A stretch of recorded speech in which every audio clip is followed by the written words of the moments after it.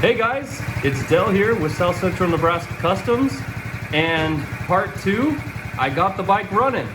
So here's the first time I've ever heard it. Sounds actually really good. There's officially 229 miles on this thing, and the check engine light's no longer on. So for anybody who is having a problem with their bike, I went through multiple things and I finally figured it out. So I pulled off all the plastics, and a real simple fix. I'm gonna shut this bike off now so you guys can hear me.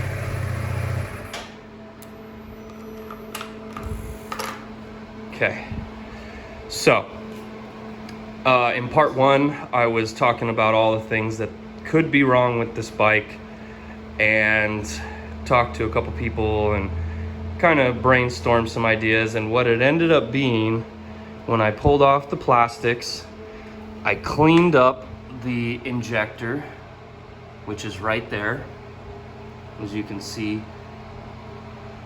On this other side, there is a quick disconnect, so you're gonna pull that green tab and you'll feel it very easy. Be careful because it will break. You'll pull it, it'll come down, you'll push it forward, that'll release it, and it'll come off, and have a rag and you'll catch just a little bit of gas.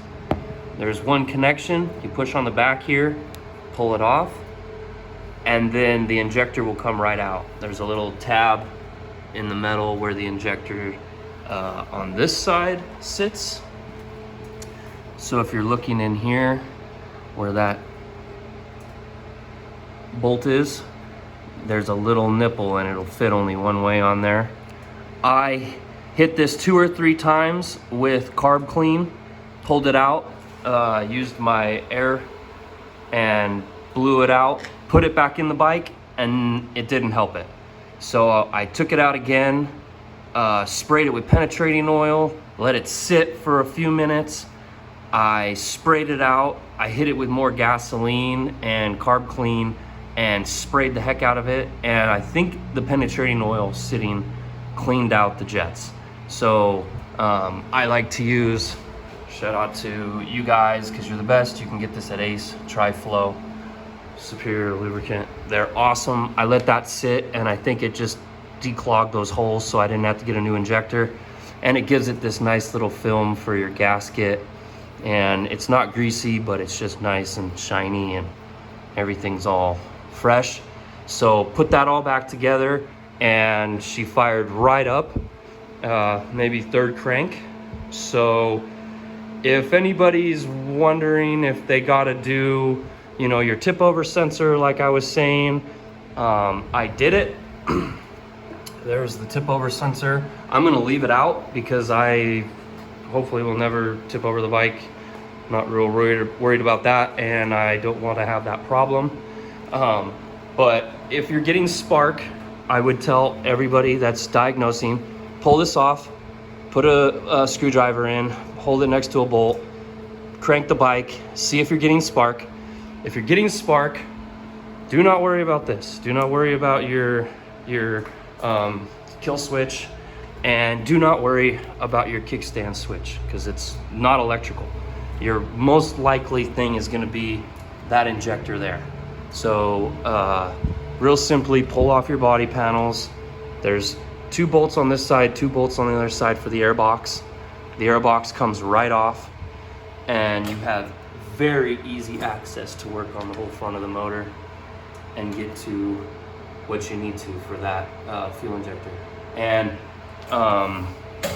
I would say probably now I'm gonna let it sit for 15 minutes, come out here and try and start it again before I put the plastics on. But I might also just clean everything up because the owner that bought this had it in their garage, but the garage was not the best sealed, so you can see it kind of got dirt on the inner tank and stuff, so I'd like to detail it. And just clean up a couple little things that I saw from Kawasaki that I think I could do better, and just kind of prevent some future issues with wiring, how they had it ran. I'm gonna protect some of the wires a little more, and just go through and make sure that nothing's pinched and nothing's gonna rub later down the road and cause a wire, because there is so many sensors on these bikes, guys. So don't go messing around with them and pulling stuff apart and, you know, trying to diagnose it. It's really easier just to go the simple steps. Check for spark, check for fuel, and it's probably something really simple like this. You know, I didn't have to dive really deep into the bike at all. You know, I'll have all the plastics back on in like 20 minutes. So just really diagnose it before you throw money at it. I have $0 in this. So, you know, I've seen so many people on the forums in the last couple of weeks that have thrown hundreds, if not thousands of dollars at these bikes. And unfortunately, a lot of people take them to the dealerships and stuff like that, where they're just going to charge you $125 an hour, and they're going to diagnose everything, go through your electrical, go through the check engine lights, put their scanners on it, when really all it is just a little bit of bad gas. I'm sure the person that bought this was a new rider, so they let it sit most of the time. The fuel injector got clogged with just a tiny little bit of dirt. I mean, those holes are like your hair. They're so small, they're microscopic, and just a little bit of dirt gets in those and it wouldn't work. You could hear the fuel pump priming. I knew it was getting fuel. And a good way to check, easy way to check, if you've got fuel pressure, when you pull off this line, this is pressurized. So when you pull this off and you have your paper towel, put it right there when you pull it off, because it's gonna blow, not real hard, but you're gonna have pressure in that. It's gonna spit. And if it spits, then that's a good sign, because you know, okay, my fuel pump's working, which I've seen a lot of people, $450 people have been replacing these fuel pumps. They're not bad. This bike only has 200 miles. There's no way it's bad. But people are spending $450 pulling the tank, pulling everything out of the bottom. If you just check right here, if you're getting fuel here and it's pressurized, your pump's working, everything's good, it's right here.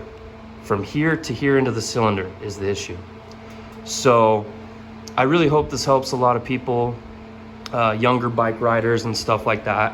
I've had so many dirt bikes and enduros and street bikes and things through my life that this is fun for me, and I like diagnosing this stuff. But I see a lot of people that are very frustrated, spend a lot of money, and give up on projects, and I just like to help. So hopefully this video reaches all the people that it needs to with these Kawasaki Z125s, these little pit bikes, because they are super fun to ride, very handy, and they're 100 mile to the gallon bikes. They hold 2 gallons of gas. I mean, they're great.